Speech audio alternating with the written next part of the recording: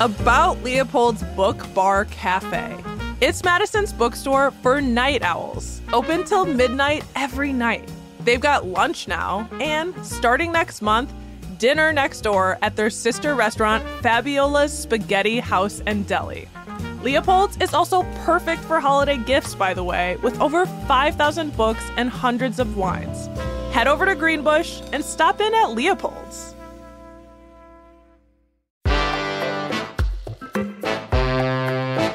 Today on CityCast Madison. Did you have to learn this quote in school? What's in a name? That which we call a rose by any other name would smell just as sweet. From Romeo and Juliet? Well, the American Ornithological Society says there's a lot in a name. They're making a big shift. In an effort to address past wrongs and better promote the broader enjoyment, protection, and study of birds, the American Ornithological Society is changing all English bird names currently named after people within North America.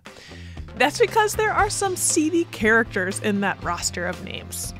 So what does that mean? And how might it impact bird names and birding here in our region? We knew who to ask. Dexter Patterson, the co-founder of the group BIPOC Birding Club of Wisconsin, and the self-identified Wisco birder, has the bird word. It's Wednesday, December 20th. I'm Bianca Martin, and here's what Madison's talking about.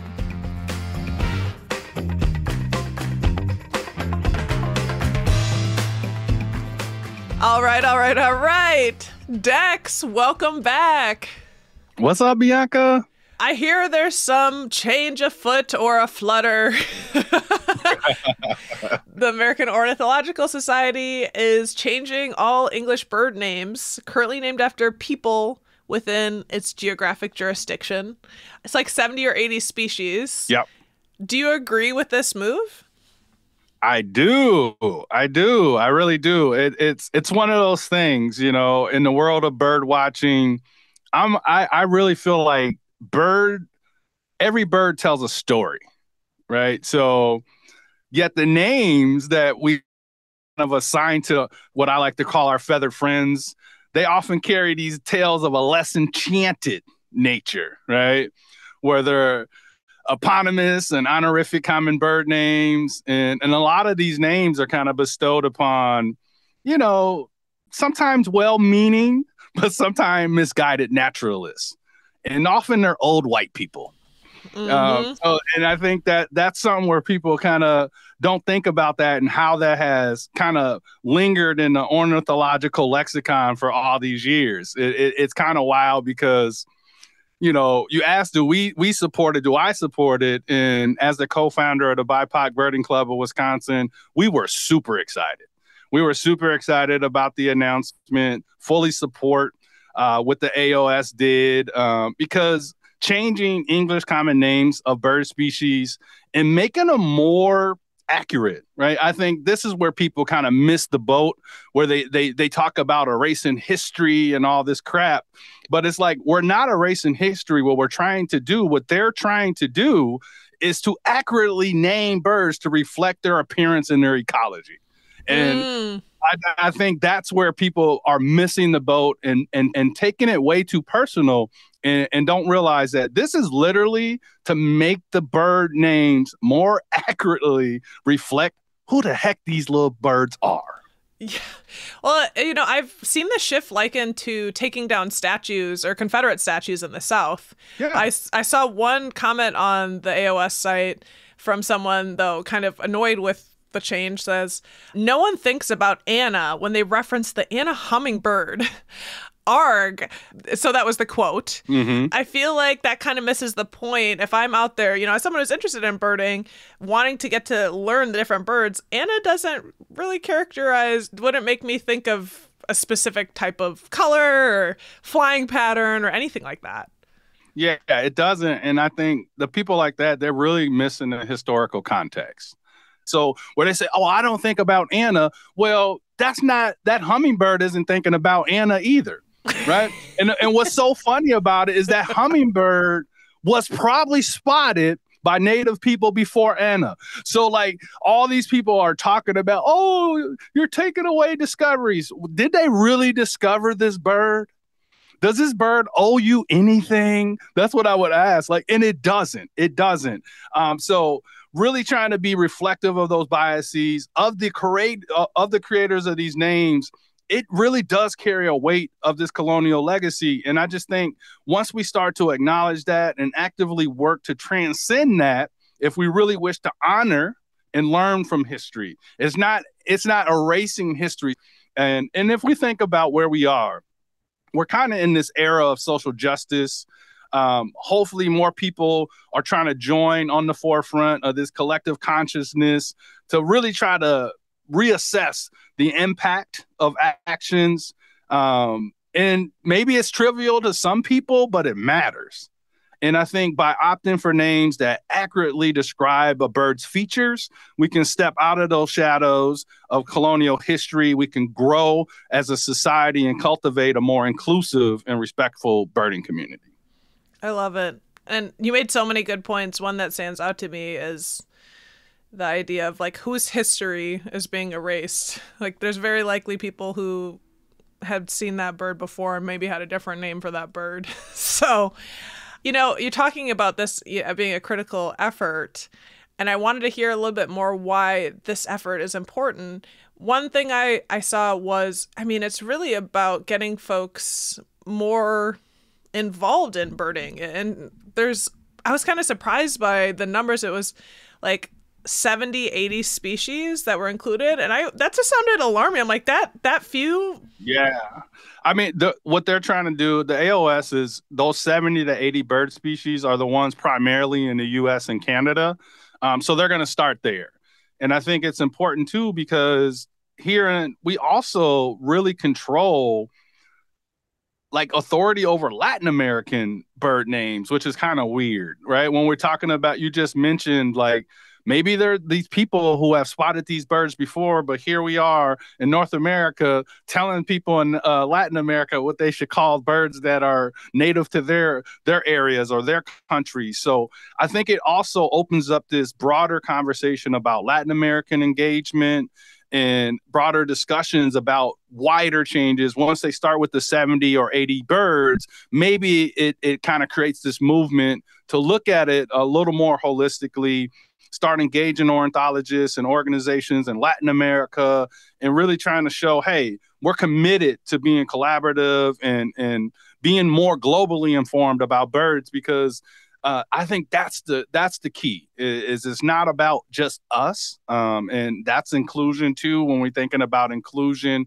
And I think that's why it matters. And as a whole, naming is super powerful. Right. It shapes perception of the world.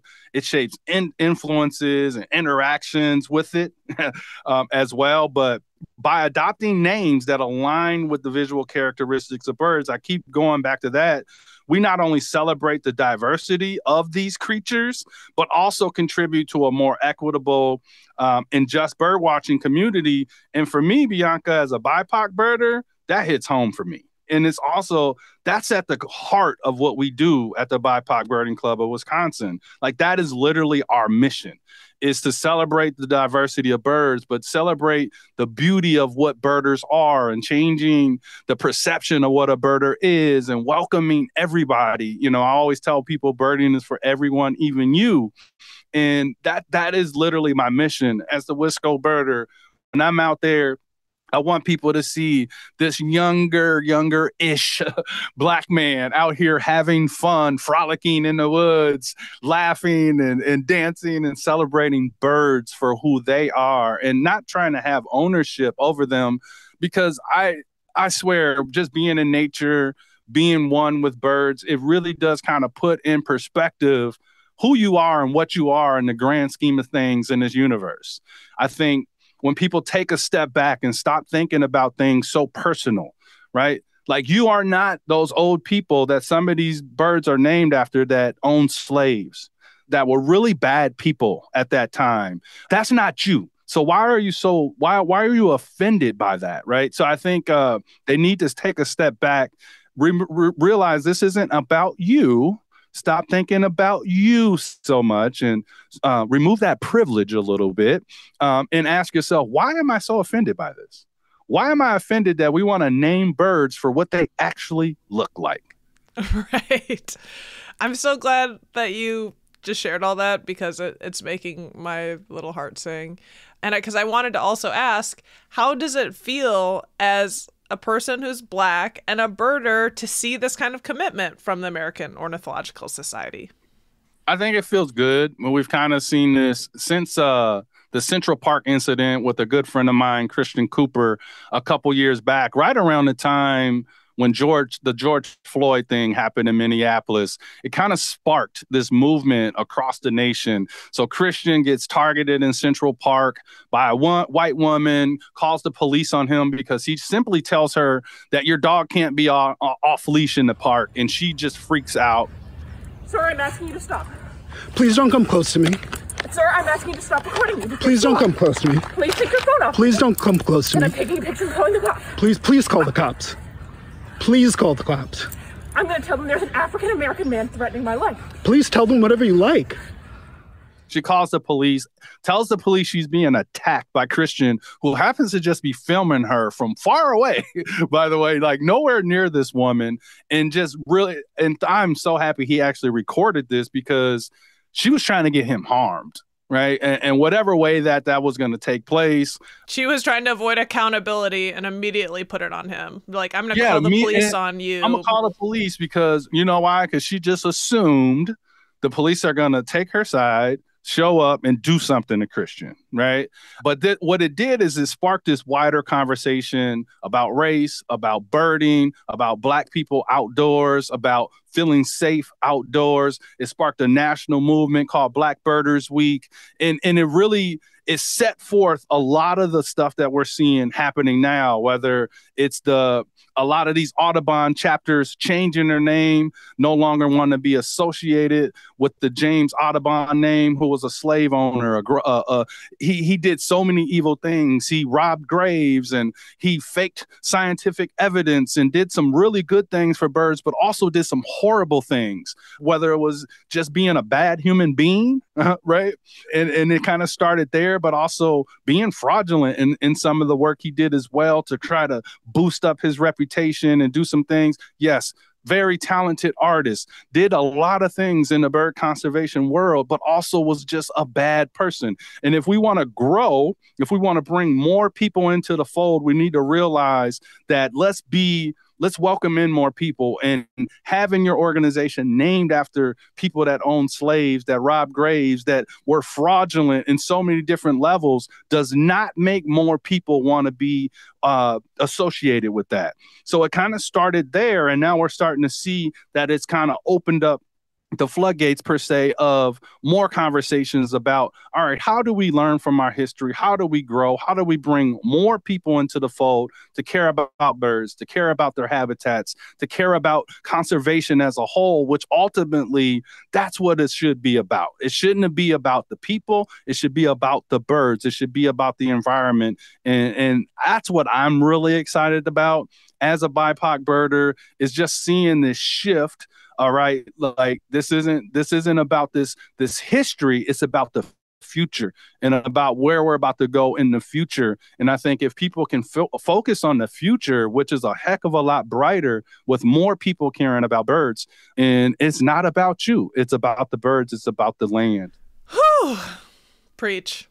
Get out the way. It's not about you.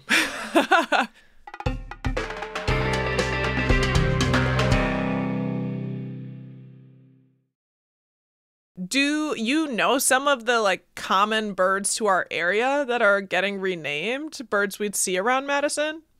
Yeah, there are a few, and there's so many, right? And there are a few, like one of my absolute favorite birds, it's called the Wilson's warbler right now. And it is the cutest little bird ever. It's the smallest warbler species that we see in North America. And it's this little bitty yellow bird, and it literally has a black hat, like this black spot on his head that looks like a hat, or a do-rag, as I like to say. So I'm like, he's working on his wave game, you know what I mean? So he's basically got his little black do-rag on, and just this adorable little bird. And I'm like, when I look at it, and I'm like, well, the Wilson's warbler is named after this old white dude named Alexander Wilson. And I'm like, that means nothing to me. But if you call it the black-capped warbler, I'd be like, oh, it's a warbler and has a black cap. And it makes a lot more sense, right? What about the Wu-Tang cap? Black and yellow. So I'm thinking about that, right? The Wu-Tang warbler. Yeah, no offense to Alexander Wilson, but the black cap warbler or the Wu-Tang warbler is way cooler. But we don't want to name it after any people, right? Right. No, I'm going backwards. I fully support, like, let's not name them about any people, because ultimately it's about precision and having names that reflect those identifications and those, that, I think that makes more sense. And common sense sometimes is lost these days. Yeah. So do you think this move will really help the birding community or in the scientific community and in terms of, tracking and that sort of thing? I do. I think people need to realize, because bird watching as a whole, it's an art that hinges on precision, observational skills, right? So what better way to honor the essence of this than giving bird names that actually capture their appearance? Make it easier for people to identify the bird that they're seeing. And it's not, oh, that's a Lincoln sparrow. That's a Harris's sparrow. That's a Townsend solitaire. That's Bell's vireo. That's Swainson's hawk and thrush. That's Franklin's gull. That's Baird's sandpiper. Like, what? Who cares about all those names, right? Let's give them names. And all those birds I just named, Bianca, actually are in our area. So those are birds we can see on a regular basis throughout the year, whether it's spring or fall, summer, or whatever. But let's get to the power of precision.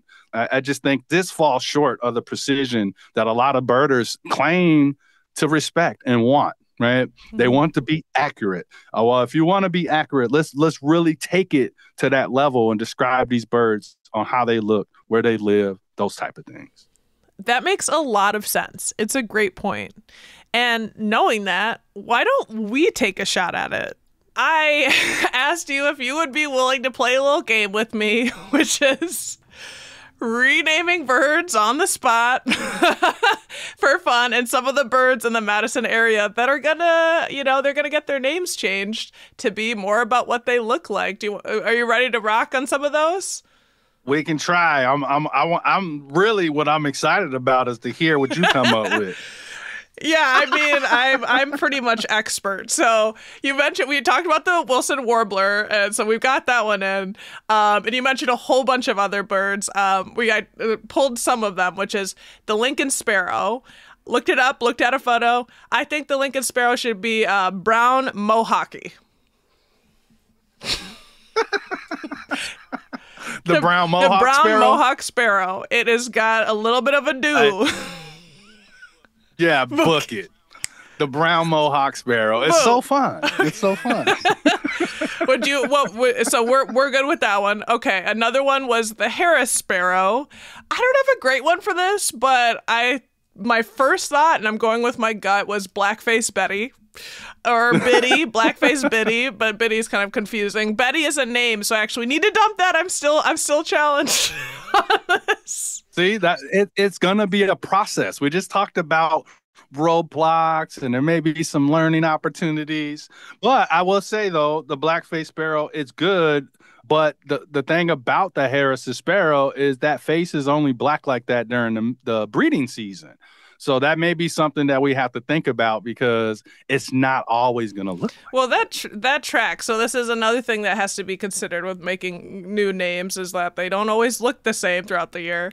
And we only have one left. And I was thinking about, in terms of birds. We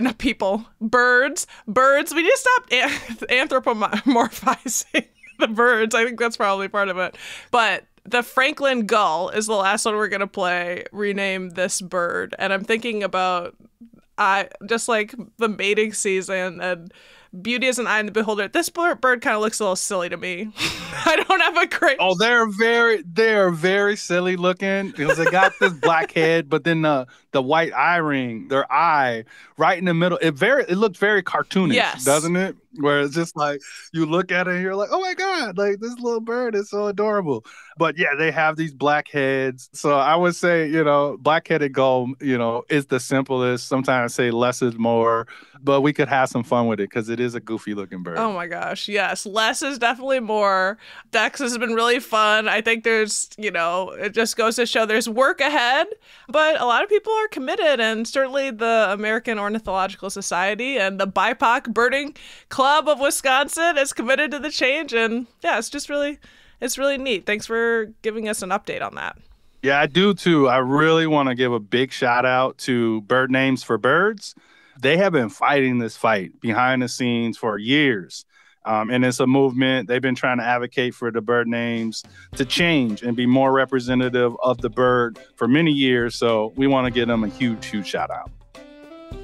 Kudos, y'all. Thank you. That's Dexter Patterson, the co-founder of the group BIPOC Birding Club of Wisconsin. You can find him on all the socials at the Wisco Birder.